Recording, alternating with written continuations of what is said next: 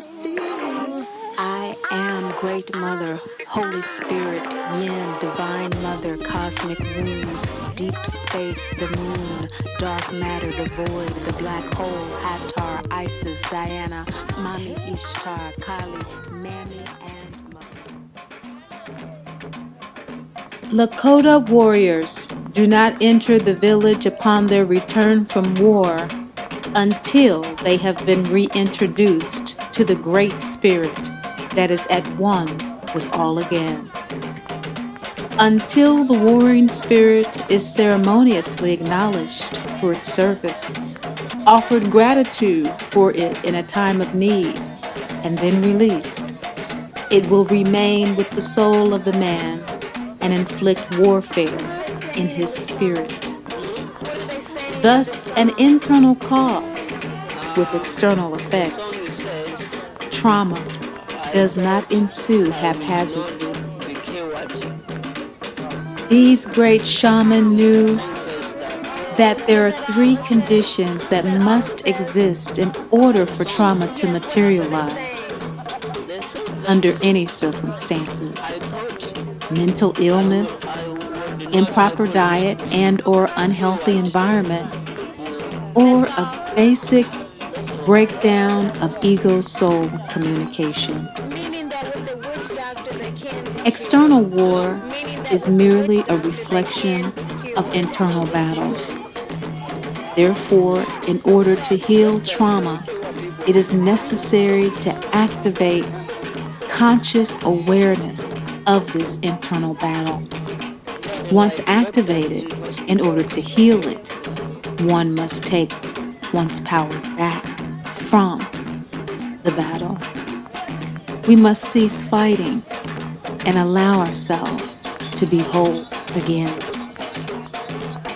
This total lunar eclipse, blood wolf moon, is an invitation to accept the energetic support to purge the toxicity of the traumas that keep us from integrating our full selves, our healed selves, our divine selves,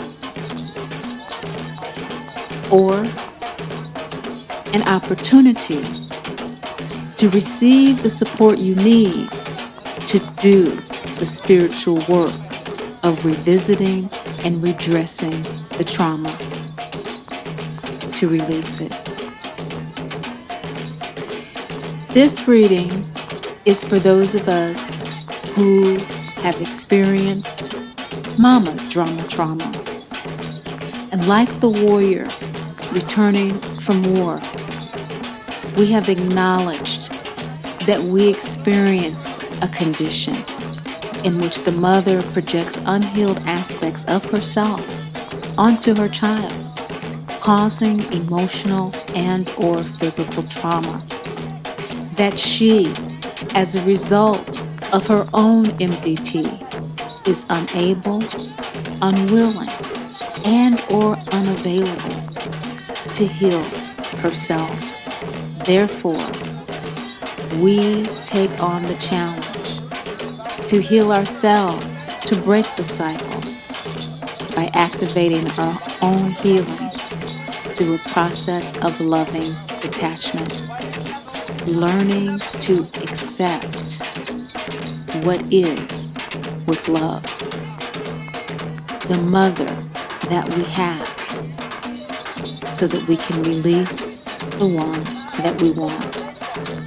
Thus aligning our ego and our soul with the contract that we have with the soul that loves us like no other, the bond that is none other, established in a karmic contract to evolve us in self-love and spiritual independence through the experience of mama drama trauma that causes us to have an improper emotional and material diet, an unhealthy environment that brings about the mental illness and internal battle that we consistently and persistently seek that home, seek that house, seek to fill that ever deepening void in our lives, the mother.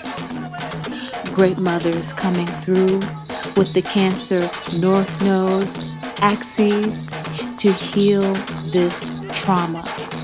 This final Leo Aquarius, Leo ruled by the sun, Great Father energy is reminding us of the law of divinity, which says, and we, healing MDT, agree that we are first and foremost dearly loved divine children of the Great Mother Father God, who secondly are never judged or condemned, thirdly, neither left alone.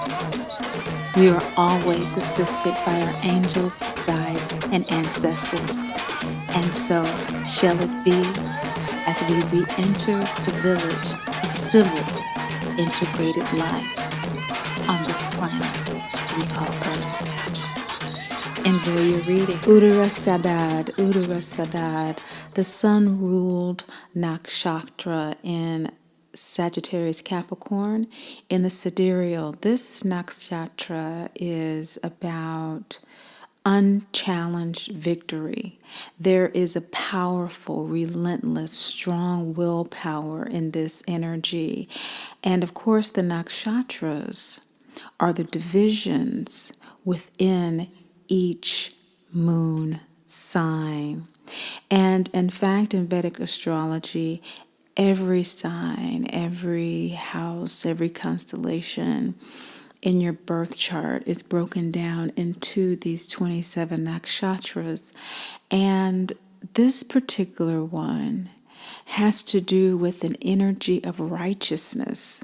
It's a good energy for teamwork, for issues dealing with individual partners, dealing with working with people on an ongoing basis to fulfill a goal. And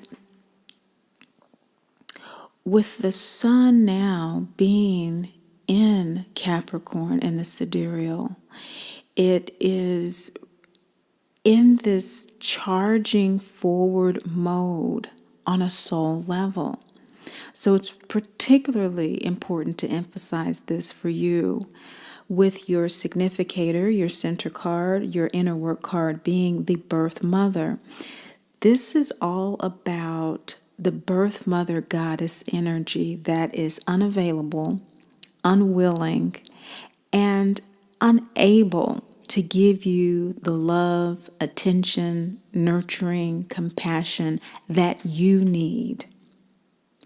This is not about guilt, blame, or shame.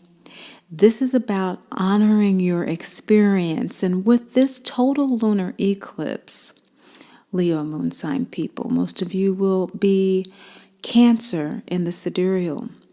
It's one sign back, 24 degrees in precession. So a few of you will be Leo in both the sidereal and in the western. But it's important to emphasize that for you, the moon is in this juxtaposition between this first house energy that is moving out of this kind of 12th house energy, this loneliness. And so feeling lonely, alienated, perhaps even afraid may be where your inner work lies at this time, because the moon is being eclipsed by the sun, which is in Aquarius right now in the Western. It's in Capricorn in the Vedic. So, not to confuse you, but to infuse your understanding of what the birth mother goddess card is about. It's a root chakra card. The root chakra, and we talk about chakras, we're talking about Vedic astrology. The root chakra is ruled by Capricorn. So, with the sun being in Aquarius, in the Western, Capricorn in the Vedic, Capricorn is ruled by Saturn. Saturn rules the root chakra. This is momentous. This is a sun soul sign conjunction with the South Node, with Mercury. This is a conjunction with Pluto. So the inner work is revealing to you where you need to develop your own intuitive side. The moon is in the nakshatra of Pusha, which is Saturn ruled. It is nourishing, caring, giving, prosperous, in fact, protective. It is known for being a devotee, a Krishna devotee. It's very devotional. And its orientation is toward the good. Its symbol is really the tits of a cow. It's very maternal. So when we're talking about this kind of saturnal energy that is marking this last ringing out of this energy for you as the North Node, pushing the consciousness forward on a soul level in the Western, Cancer and the sidereal, we are in fact talking about birth mother goddess energy and the crescent moon, which tells us how imperative it is to plant the seed of intuitive healing. There's a great deal that can be derived from this because you may have noticed that you are either feeling very enthusiastic, your heart is aflutter, or some of you, your heart may be breaking. Your nerves may be so excited as a result of the enthusiasm that you're feeling, or they could actually be at their wits' end. Either way, you are needing to deal with the issue of your fantasy mother. And the fantasy mother is the mother that we want, as we see in this card with Dorothy. She wants Aunt Em to be something that she cannot be at this time, and that is nurturing. That is devoted to her every need at that moment. Even though she needed her to stop and listen to her, she had been, from her experience, attacked by Miss Gulch, and she wanted to have the nurturance of her mother.